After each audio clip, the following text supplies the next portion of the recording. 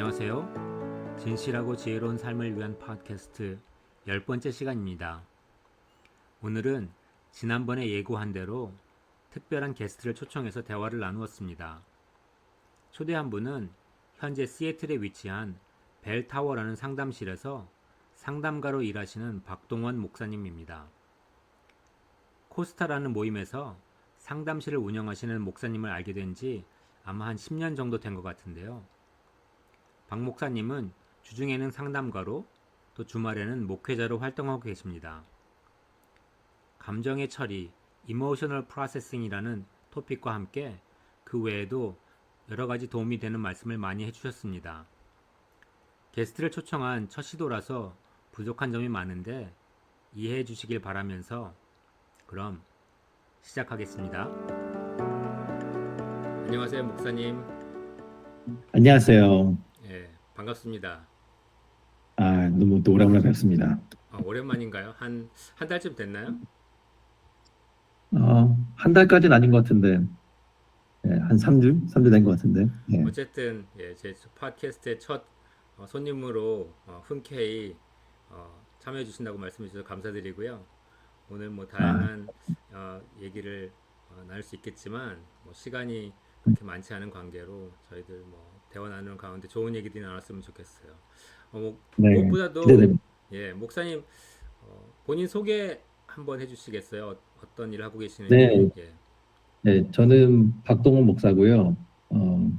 여러 가지 모자를 쓰고 다니는 그런 사람입니다. 그래서 평일에는 화요일부터 금요일까지는 교회 안에 있는 상담실에서 상담을 하고, 그래서 클라이언트 만나면서 상담을 하고, 대신에 클라이언트 대부분이 이제 크리스천이다 보니까 이제 기독교 상담적인 맥락에서 클라이언트와 만나서 이야기하고요. 또 주말에는 교회에서 또 사역을 합니다. 그래서 설교 사역도 하고 또 리더십 트레이닝도 하고 오늘도 이거 미팅 끝난 다음에 또 저희 교회 리더분들과 만나서 또 미팅하고 또 사역 준비하고 그래서 주말에는 사역자로 살고 또 평일에는 어, 상담가지만 또 목회적인 맥락에서도 상담을 좀 하는 그런 상담가로 활동하고 있는, 그리고 이 모든 것을 다 시애틀이라는 지역에서 굉장히 프로그레시브한 그런 지역에서 두 가지 모습을 가지고 살고 있는 박동원 목사입니다. 네, 반갑습니다. 목사님, 그러면 제가 이해하기로는 평소에 풀타임 잡으로 상담가로 사역을 하고 계시고요. 그리고 네, 주말에 목회자로서 또 교회에 섬기시고 그렇게 활동하고 계신 거 맞나요? 네, 맞습니다. 네, 정확하십니다. 그러면 그 상담소라는 게 교회 안에 속해 있는 상담소인가요? 아니면은 어떻게 좀 설명해 주시겠어요? 교회 안에 건물이 있긴 한데요.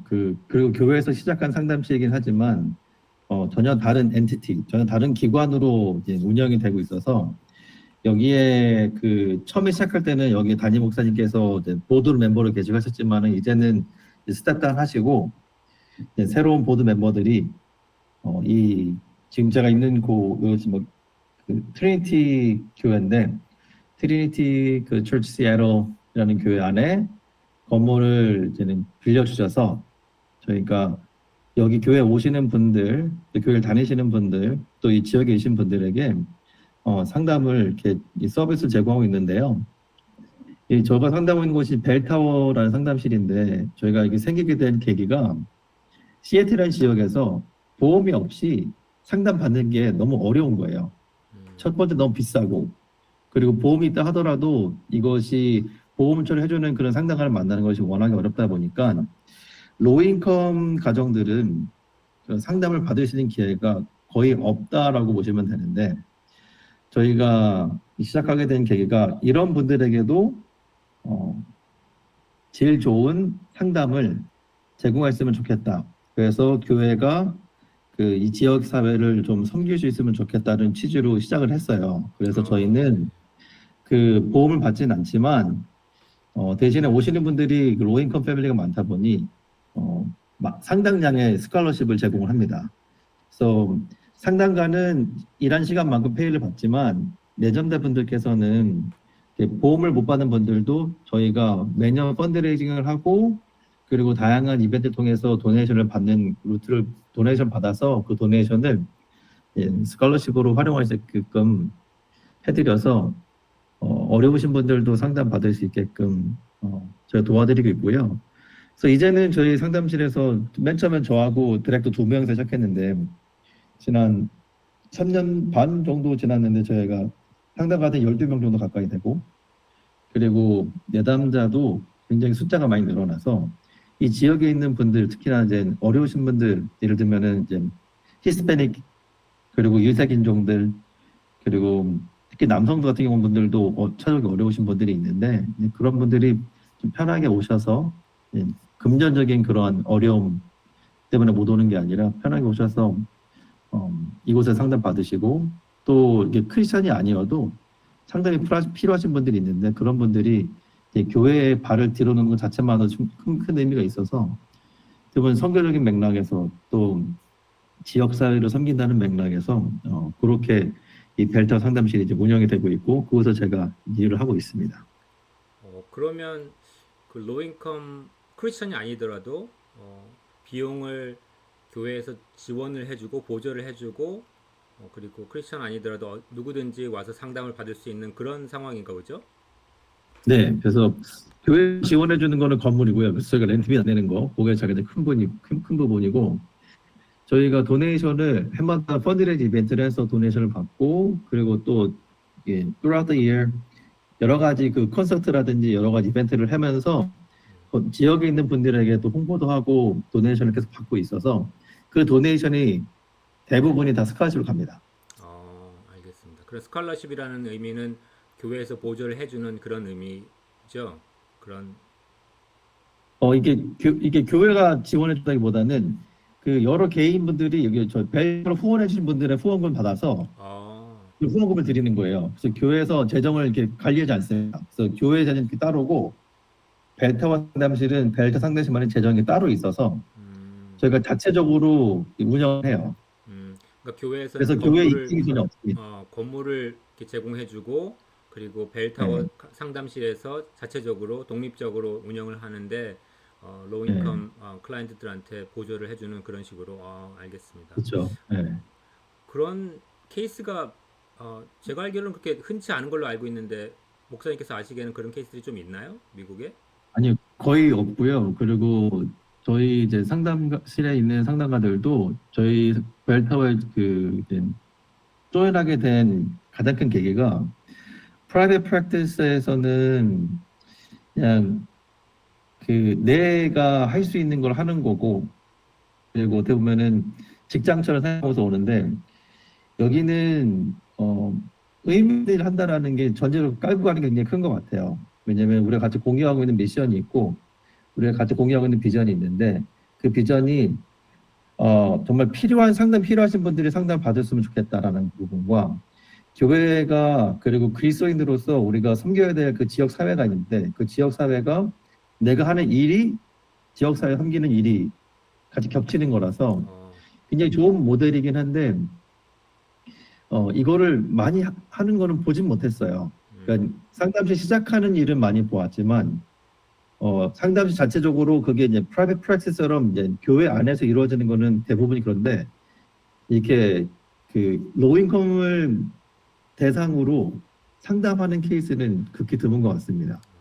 굉장히 배워야 할 그런 케이스 중에 하나인 것 같아요.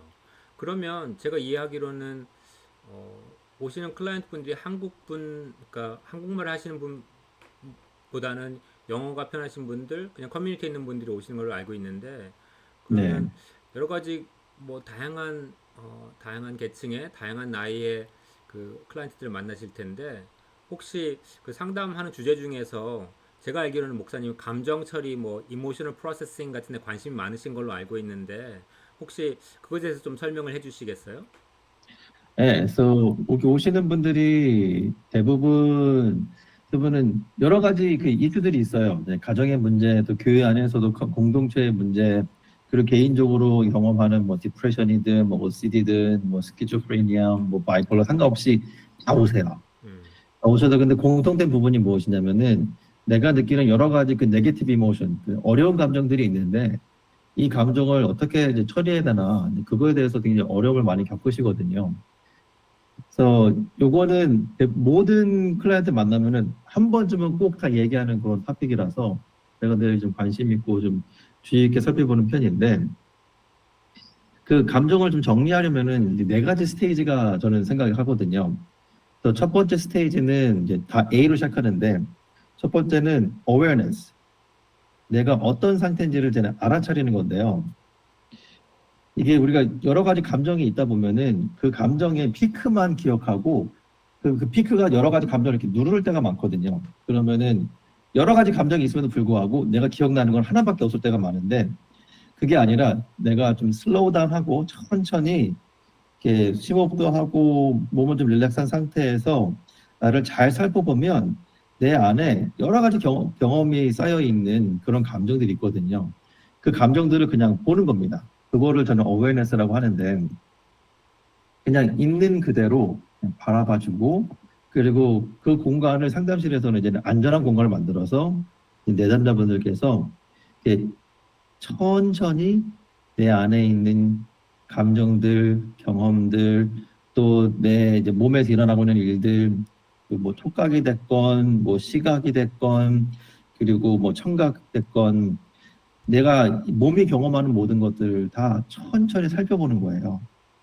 그래서 이제 스트레스를 많이 받으신 분들은 가만히 이렇게 내 몸을 살피다 보면, 예를 들면 어깨 쪽이라든지 목이 이렇게 타이트해지는 그런 경험 많이 하시고, 그리고 앵자이티가 높으신 분들은 가슴이 막 눌리는 경험, 아니면 가슴이 무거워지는 경험, 아니면은 뭔가가 나를 막 짓누르고 있는, 아니면 스queeze 하고 있는 그런 느낌이 드신다라든지, 화가 많이 나면 주먹 쥐는 일이 많다거나, 얼굴이 붉어진다거나, 아니면은 이제 큰 근육들, 허벅지 근육이나 이제 팔 근육 이런 것들에서 이제 또 이게 타이트하게 되는 이런 경험들이 이제 많이 있어서 이런 것들이 일어나는 걸 내가 보면서 아, 내가 이런 감정을 느끼고 있구나.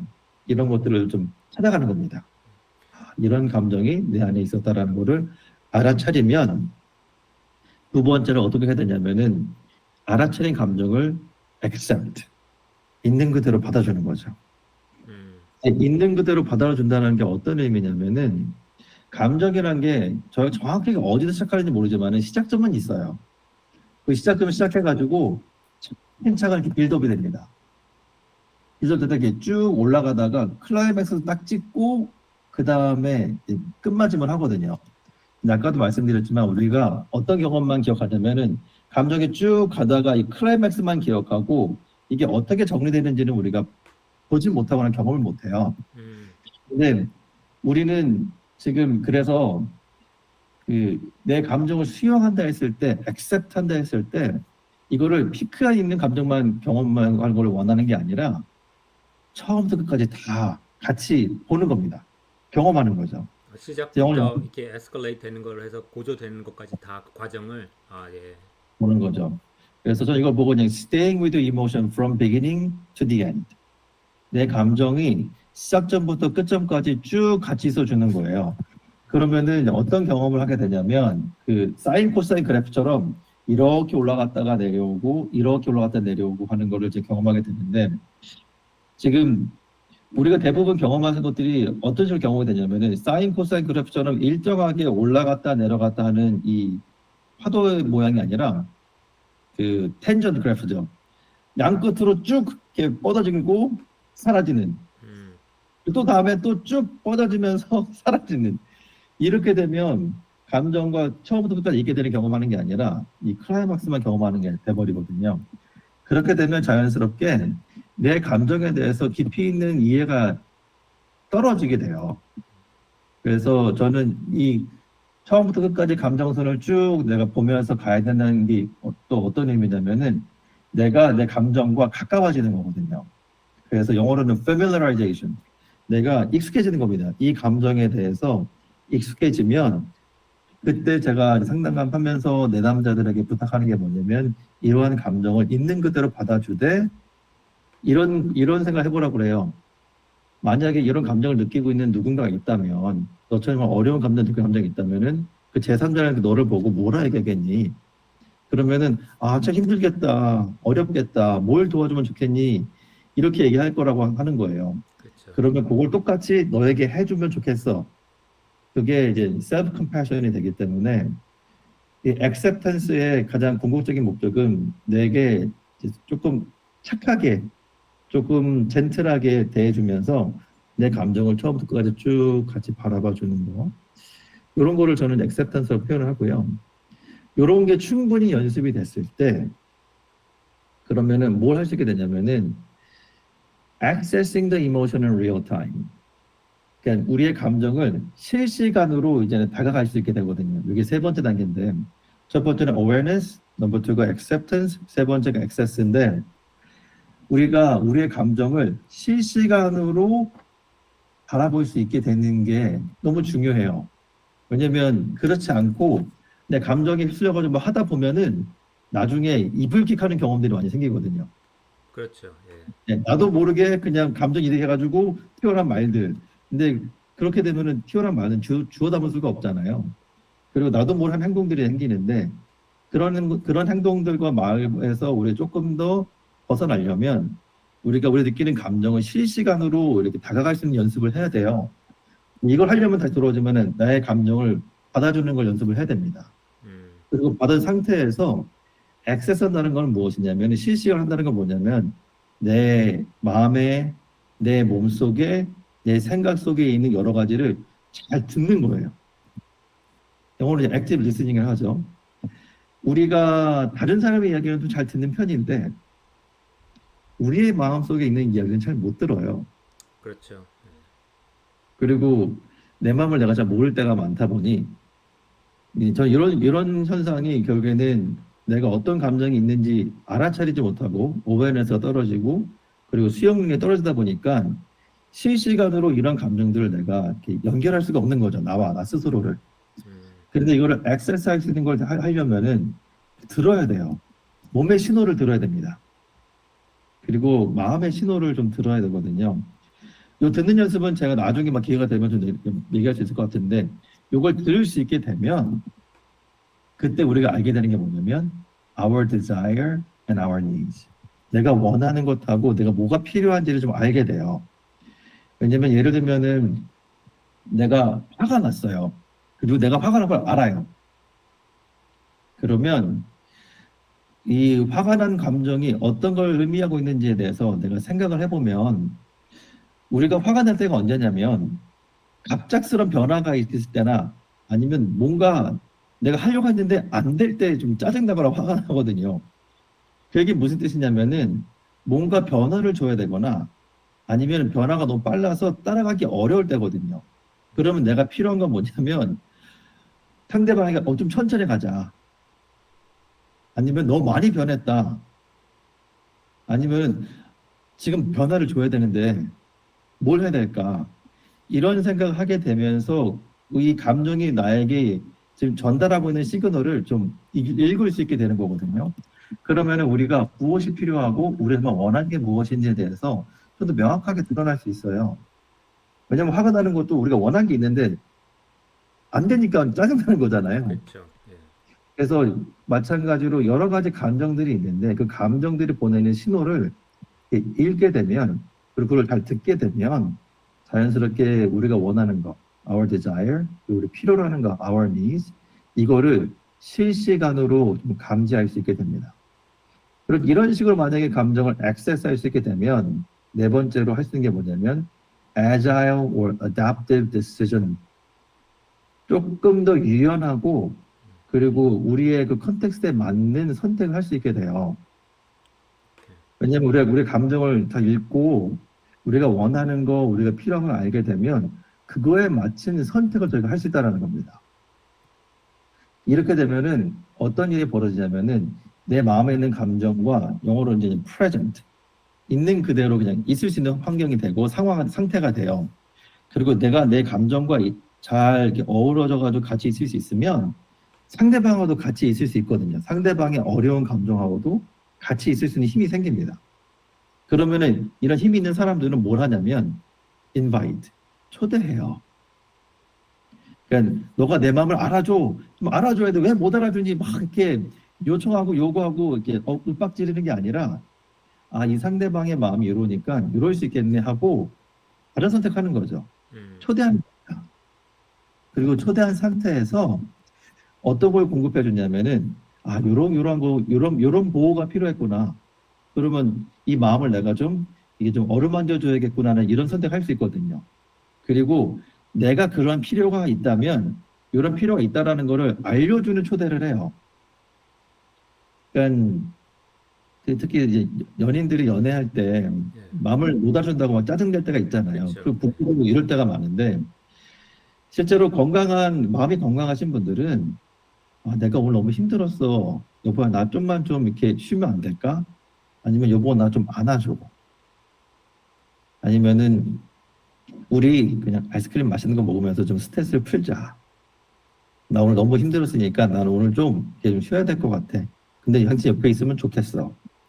근데 이렇게 하기보다는 내가 얼마나 고생해가지고 하루 종일 일하고 집에 왔는데, 아무도 말이야, 아빠가 왔는데 아무도 인사도 안 하고, 기어봤자 소용없어. 그래서 이제 얼마 전에 그 폭삭 속아서 나왔던 그 학시 아저씨처럼, 어, 쌀밥 먹여줬는데, 누구 덕에 쌀밥 먹는데 이런 얘기를 나거든요. 음, 이게 뭐냐. 근데 그 학시 아저씨도 보면은 맨 마지막 에 딸이 그러잖아요. 아빠가 우리가 다 떠날까봐 음, 쫄아가고 갔다고.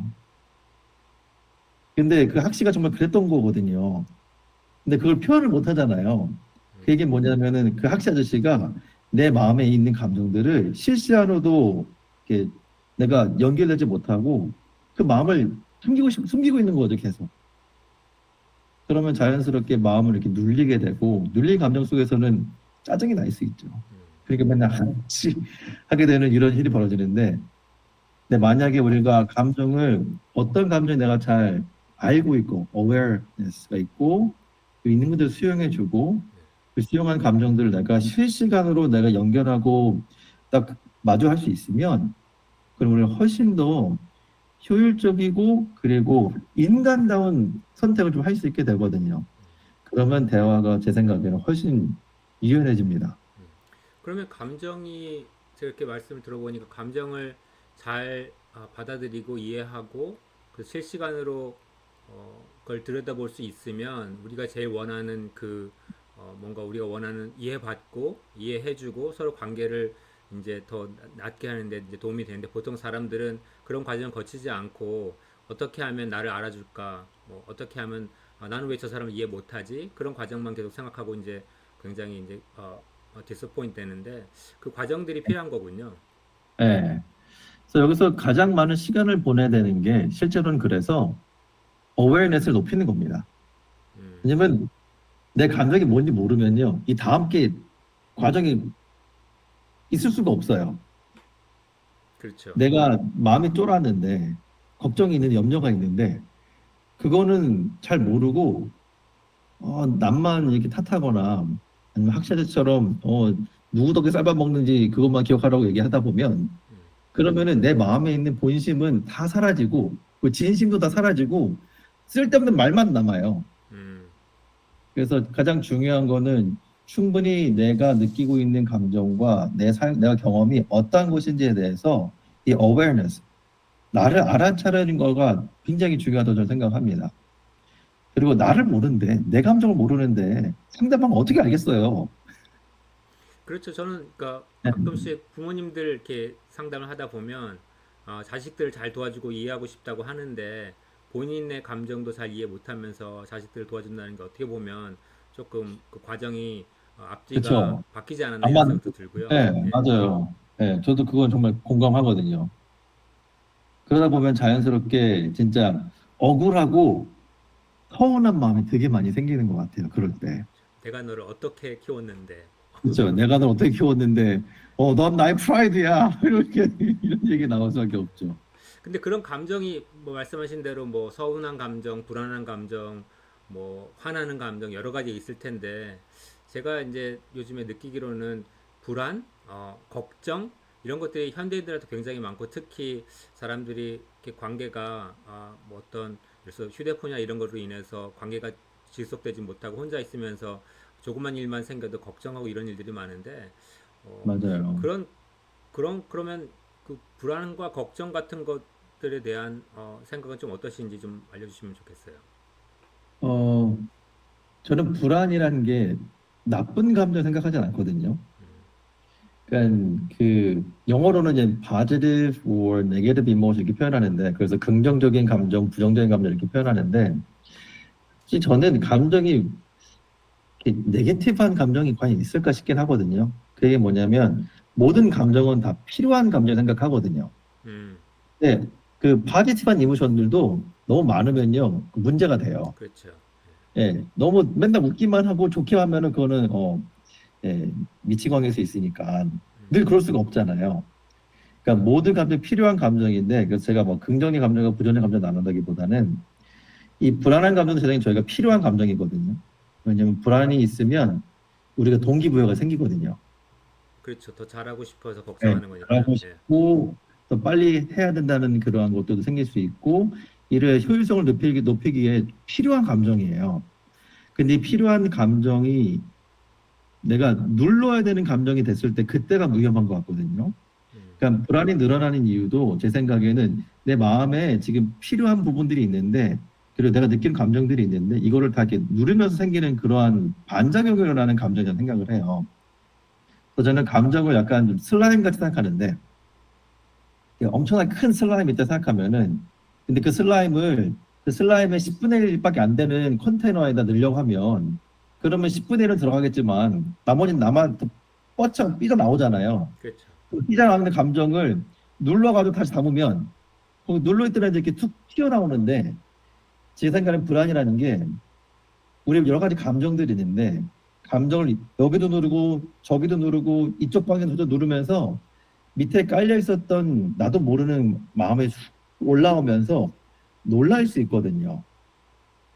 근데 그 놀라면서 느끼게 되는 감정이 이 불안감인 것 같습니다. 왜냐면 놀란다는 뜻은 무슨 뜻이냐면 모른다라는 거거든요. 근데 현대 사회에서 모르는 거는 정말 사람을 불안하게 만드는 것 같거든요. 그렇죠. 예. 그리고 그렇게 되면서 나도 모르는 감정이 막 내 안에 있다 보니 자연스럽게 불안해지는 것 같아요.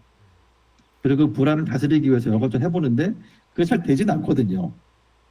근데 그때 다시 돌아오자면 그때 정말 필요한 것은 내가 어떠한 사람이고 그리고 내 감정이 어떠한 감정이 있는지에 대해서 천천히 돌아보면서 그 감정을 알아가는 시간이 필요한데, 왜냐면 그 시간이 제 입장에서는 어웨어네스를 늘려가는 시간이거든요.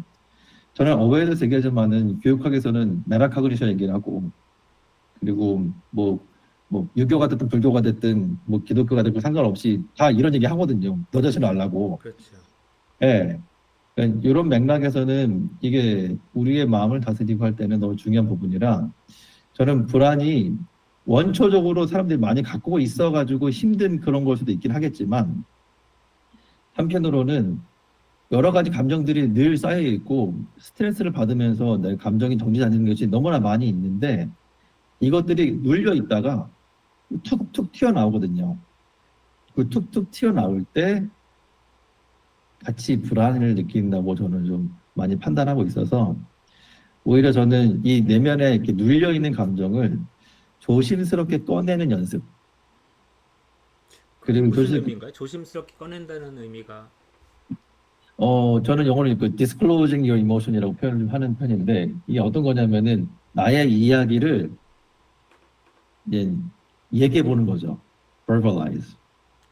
혼자 하는 건가요? 아니면은 누구와 같이 함께? 하는 거죠. 어, 저랑 같이 하는 거죠. 상담해서 같이 하고, 그리고 혼자 한다는 것도 가능한데, 저 같은 경우는 이러한 것들을 이제 일기로 써요. 음, 저도 거의 매일같이 일기를 쓰는 편인데, 제가 이제 5년짜리 그 일기책이 있어요. 일기장이 있어서, 일기장에 2년 전에 어떤 감정이 있었는지, 또 어떤 일이 있었는지, 그 보면서, 아, 맞아, 2년 전에는 이런 일이 있었지, 뭐 1년 전에는 이런 일이 있었지, 이렇게 보면서, 아, 올해는 요맘때 이런 거 있구나, 그 보면서 좀 정리를 하거든요.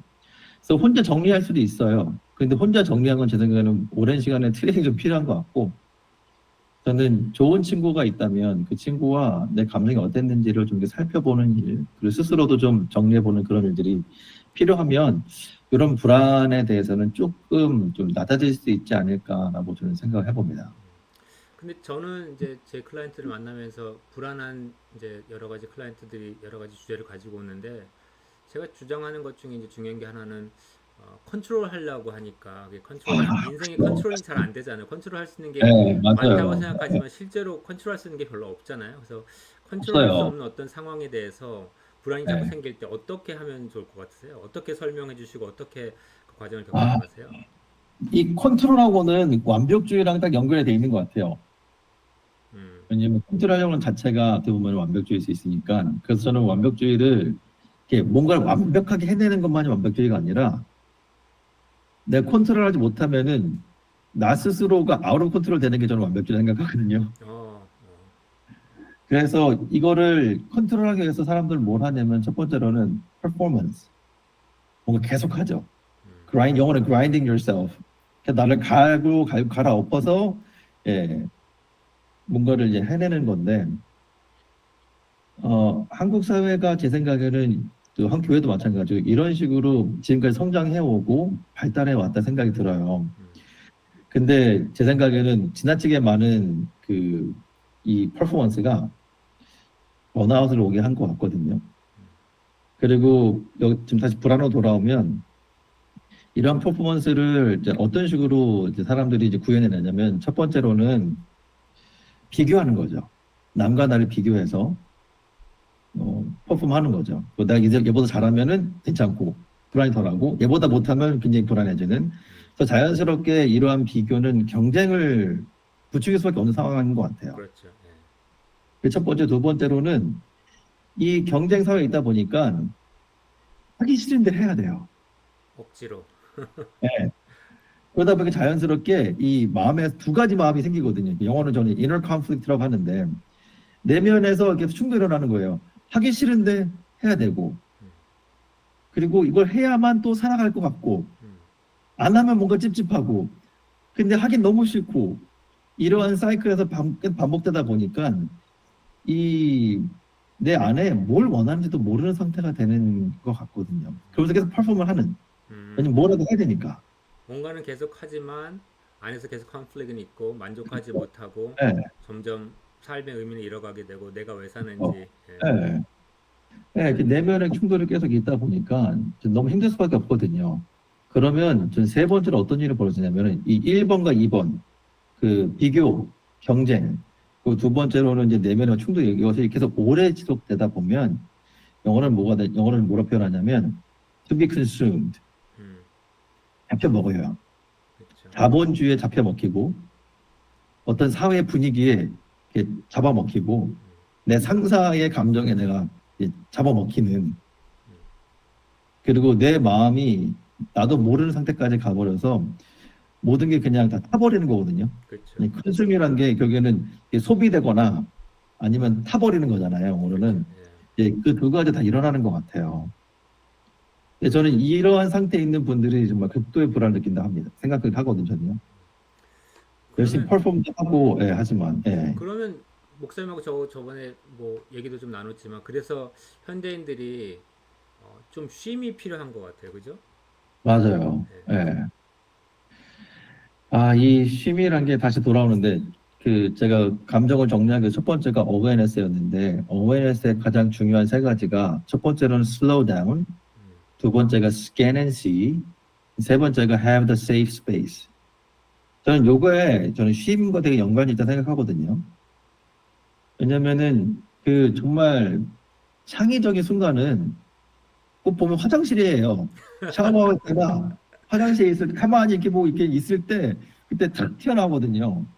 근데 저는 쉼이란 것도 좀 비슷하게 좀 생각을 해야 생각하는데 뭔가를 이렇게 막 휴양지를 가야지만이 되는 게 아니라 내가 좀 천천히 내가 좀 추스릴 수 있고 그리고 내 마음속에 있는 거를 좀 바라볼 수 있는 시간, 그 공간을 확보할 수 있으면 그 공간이 나에게 안전하다고 느낄 수 있게끔 되는 그런 공간이면 저는 쉼이 가능한 것 같거든요.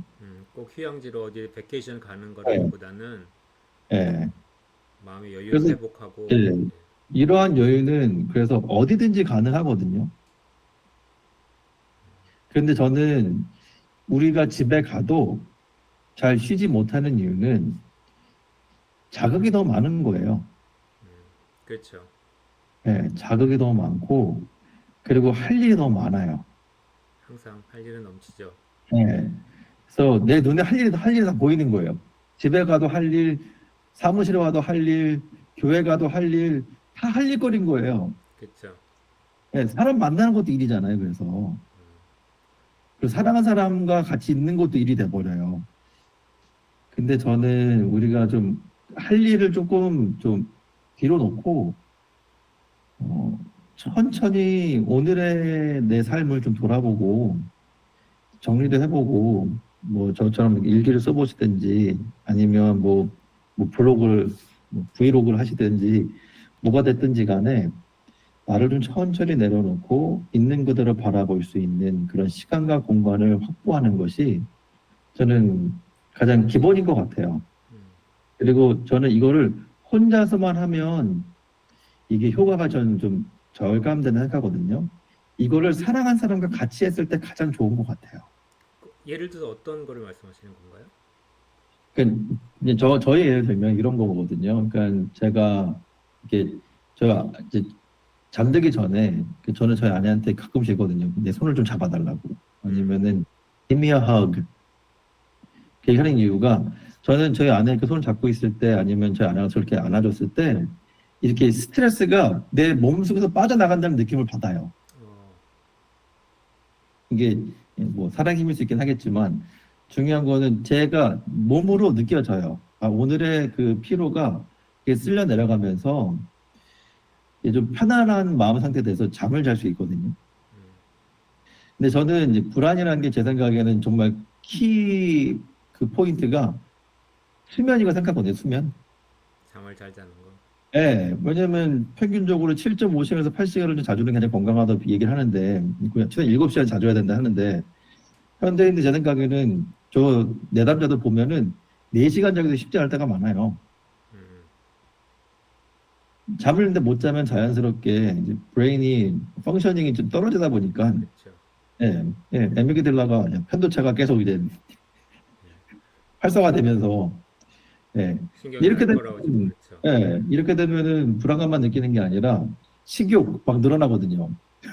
음, 그렇죠. 정신이 차리고 막 먹게 되거나 아니면은 더 큰 자극을 원하다 보니 오랫동안 게임하게 되거나 그건 자연스럽게 중독이 될 수밖에 없는 그런 환경으로 나 스스로가 만드는 거기 때문에 저는 이렇게 좀 마음을 좀 추스릴 수 있고 다스릴 수 있는 3분의 여유예요. 저는 3분의 여유. 그래서 저는 가끔 제 클라이언트들한테 서제션 하는 것 중에 하나가 뭐냐면 이제 집에 돌아오거나 이래서 퇴근하고 돌아왔을 때 금방 차에서 내리지 말고 차에 시동을 끄고 한 2, 3분 정도 그러니까요. 눈 맞아요. 감고 조용히 예, 마음을 가다듬고 이제 보통 생각하는 건 이제 회사에 있었던 일을 이제 집으로 가져오지 말자 뭐 이런 의미도 저, 있긴 있지만 맞아요. 하루를 맞아요. 정리하고 마음이 차분한 상태에서 집으로 돌아오면 훨씬 좋지 않겠냐. 그래서 그런 거를 좀 권유하긴 해요. 그거 되게 효과적이에요. 저도 그거 많이 하거든요. 그러니까 저도 저나 저희 아내가 집에 오면 집에 왔다고 알려주긴 하거든요.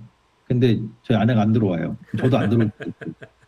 근데 그거는 저는 필요하다 생각을 해요. 예. 집에 오기 전에 오늘의 일과를 좀 이렇게 좀 털어내고 그리고 나서 내가 사랑하는 사람이 있는 곳으로 가는 거는 저는 이건 필요한 절차고 과정이고 존중의 표현을 생각하거든요. 그렇죠.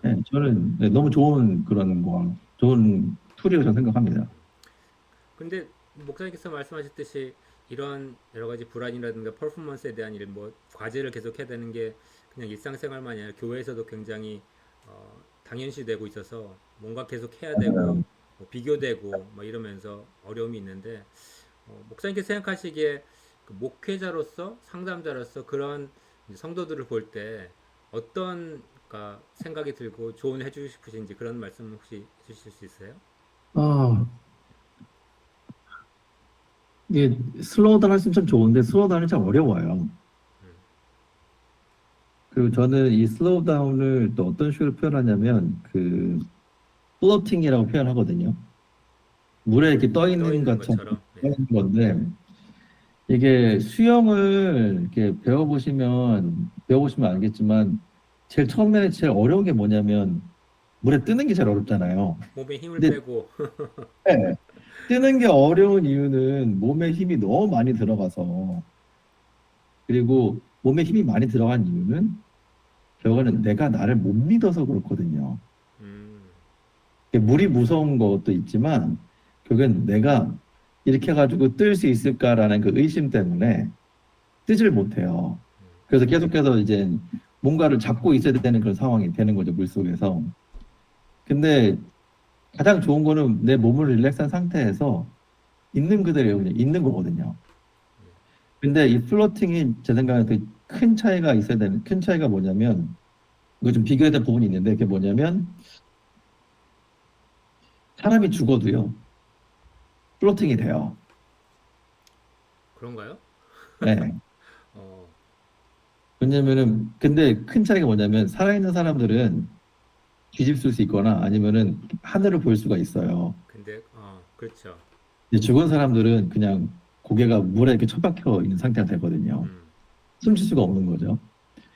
그러니까 플로팅이라는 게 그냥 내 고개를 물에 처박아 놓고 있는 그냥 그 상태가 아니라 내가 뒤집을 수도 있을 만큼의 힘은 있지만 충분히 릴렉스되어 있는 상태라고 생각하거든요. 음, 근데 저는 이렇게 하려면 다시 돌아오지만은 몸을 내 몸의 신호를 좀 저는 다시 봐야 되는 것 같아요. 음, 내가 가슴 속에 뭔가 막 무거운 게 있다 느껴지면은 그러면은 저는 그 내담자들한테 그러면 우리 가슴을 이렇게 넓게 스트레치 한번 해보자. 음, 그 어깨가 좀 이렇게 많이 좀 타이트하면은 그러면은 우리가 좀 어깨도 돌리고서 해보자.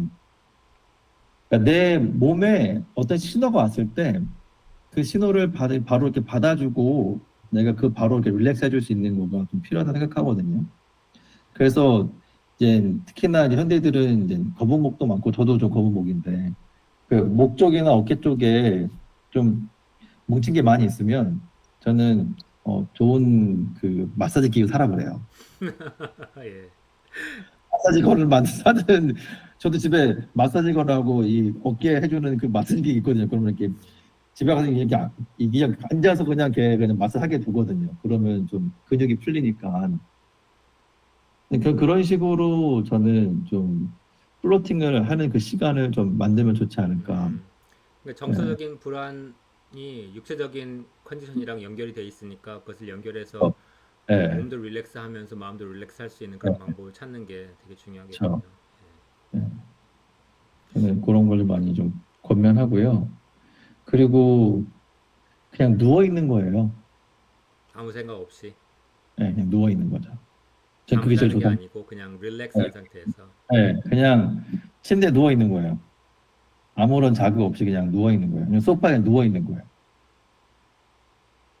그게 참 그게 드문 일 같아요. 그러니까 예를 들어서 아무 일도 하지 않고 예를 들어서 휴대폰도 보지 않고 어떤 생각 음악을 듣지도 않고 아무것도 하지 않은 상태에서 가만히 누워 있는 그런 그런 것을 한 적이 얼마만인지 잘 모르겠어요. 잘 안 하게 되는 것 같고 뭔가 해야 될 것 맞아. 같고 뭔가 네, 항상 뭘 들어야 될 것 같고 해야 될 것 같고 이런 생각이 있어서 네. 그런 그런 약간 강박에 내려놓는 속에서, 예. 제가 이거를 어떤 식으로 배웠냐면, 저희 학교 교수님께서 저희가 이제 스몰 그룹으로 이제 슈퍼비전 하는데, 하루는 교수님 들어오시더니 질문하시는 거예요. 니들 그 차 사고 나면 이제 먼저 뭘 해야 되냐? What is the first thing you need to do when you have a big car accident? 음, 저희 당연히 그럼 911 부르고 그 레지스트레이션하고 라이센스 들고 오고 인수 전화하고 해야 되지 않냐? 이 교수님이 wrong. 니들이 정말 제일 먼저 해야 되는 게 뭐냐면은 뭐 그것도 해야 되긴 하겠지만은 그보다 더 중요한 게 뭐냐면은 find a flat surface 거기 누워 있으라는 거예요. 평평한데 왜 그런가요? 누워 있어서 왜냐하면 뒤에서 우리가 바라봤거나 아니면 차가 사고가 나면은 몸이 임팩트를 받는다라는 거예요. 음, 근데 그 임팩트를 우리는 몸이 이렇게 소화할 시간을 주지 않고 뭔가 다른 걸 한다라는 거예요. 그렇게 되면 일주일 후에, 심지어 한 달 후에 갑자기 허리가 아프거나 목이 아프거나 그런다는 거예요. 그게 뭐냐면은 몸이 그때까지도 임팩트가 왔음에도 불구하고 그걸 모르게 우리가 지나간다라는 거예요. 아, 그럴 수 있죠. 맞아요. 그래서 몸이 어떠한 임팩트가 왔을 때 이걸 잘 정리하고 소화할 수 있을 만큼의 시간을 줘야 되는데 근데 그 시간이 그렇게 길지 않다라는 거예요. 음, make 폴리스가 올 sense. 때까지 그냥 편안하게 좀 누워있는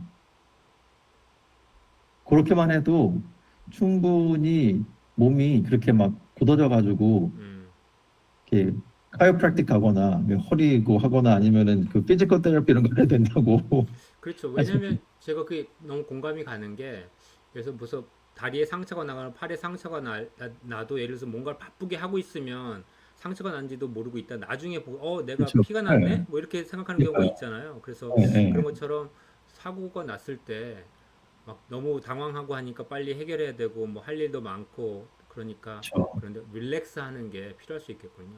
네. 네. 그냥 누워 있는 게 전 제일 좋다 생각합니다. 그래서 음, 아무것도 안 하고 누워 있기, 좀 멍 때리기 이런 게 저는 최고인 것 같아요. 게으르게 좀 그런 네, 그런 시간도 갖는 것도 건강에 되게 네, 중요할 것 같아요. 네. 그런 시간을 점은 제가 충분히 잡았다고 생각했는데 그렇게 많지는 않네요.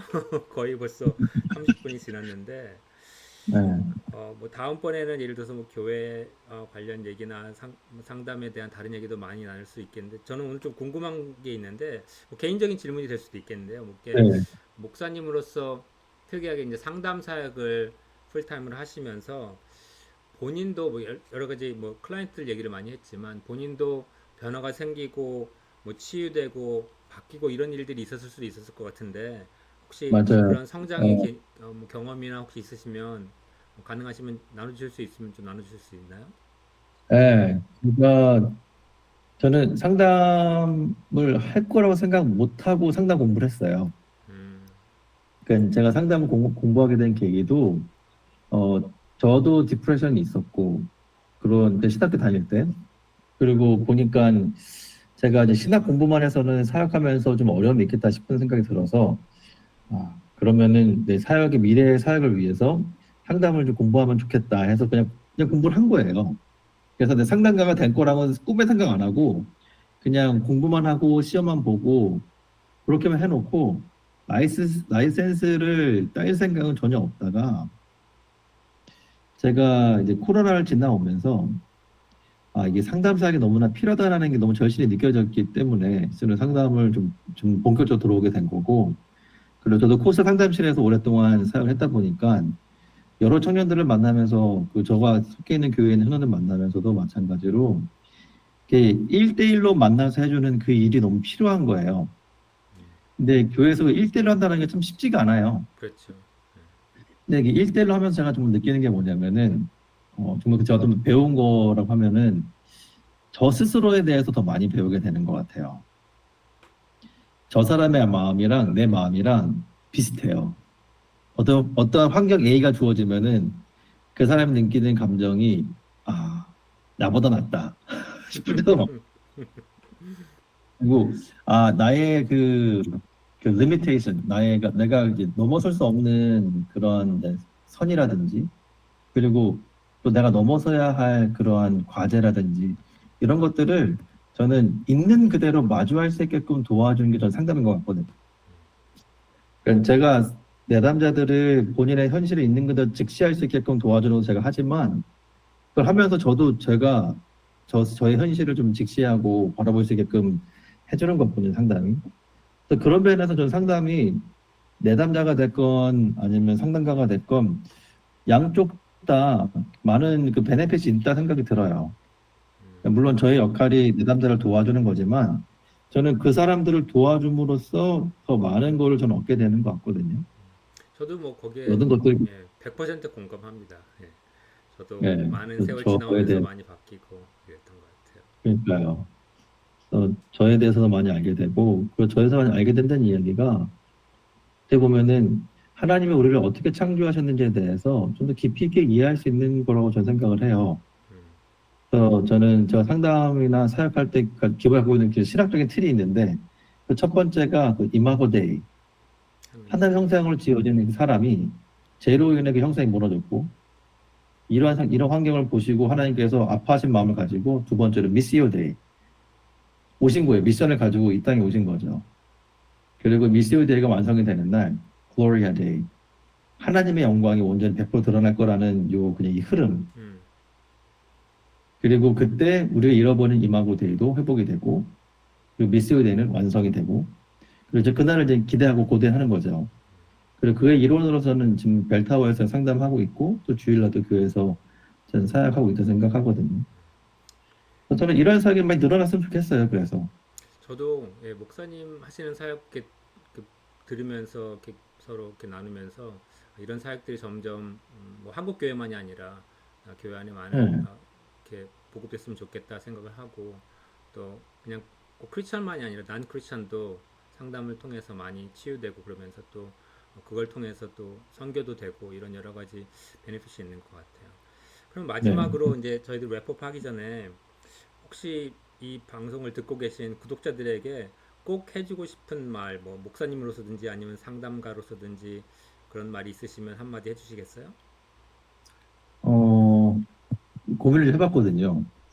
어떤 얘기를 해드려야 되나. 어, 저는 서바이벌 하기 위해서는 세 가지가 필요하다 생각하거든요. 이 세 가지 이야기 할 수 있어야 되는데, 서바이벌 하려면 첫 번째가 해야 될 이야기가 help me, 도와주세요거든요. 음, 아기가 배고프면은 울잖아요. 그리고 애가 놀고 싶어도 울어요. 응아해도 울어요. 음, 뭐라든지 울거든요. 근데 애가 운다고 했을 때 우리가 막 운다고 막 뭐라 고치지는 않잖아요. 근데 아기가 우는 그거의 목표는 나를 도와달라는 메시지를 던지는 거거든요. 음, 근데 그게 인간이 서버가 제일 먼저 해야 될 일이고 저희도 마찬가지 생각하거든요. 물론 어른이 되면은 이게 도와달라는 얘기 좀 어렵지만, 네, 저는 충분히 도와달라는 얘기하면은 서바이벌이 훨씬 쉬워지는 것 같거든요. 음, 그리고 이제 미국 유치원도 가고 한국도 유치원 가면은 help me 얘기하면은 그 누가 또 도와주잖아요. 선생님 와서 도와주면 선생님께 물어보잖아요. What are you supposed to say now? 음, 그러면 thank you 하거든요.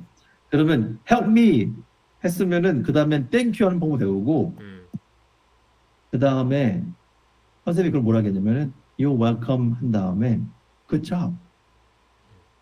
그러면서 이렇게 격려해 주시잖아요.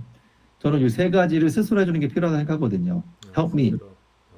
네. 그리고 누구에게도 나에게 좀 도와달라 얘기할 수 있고, 그리고 도와줬으면, 도움 받았으면, say thank you. 고마워요. 라고 얘기해드리고, 그리고 그렇게 한 나에게, good job. 잘했어.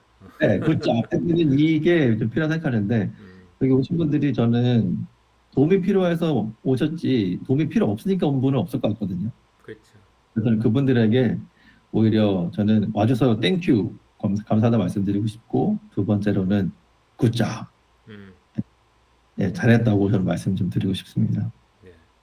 네. 오늘이 금요일 저녁인데 진짜 짬을 내주셔서 바쁜 시간에 저하고 대화 아, 나눠주시고 아니, 이렇게 녹음도 해주셔서 감사드리고 또 기회가 있으면 뭐 저희야 또 네, 또, 자주 네, 만나겠지만 또 이렇게 또 녹음하고 서로 방송할 수 있는 시간이 있었으면 좋겠습니다. 예, 네, 기회를 감사합니다, 목사님. 만들어주죠. 예, 네, 그러면 감사합니다.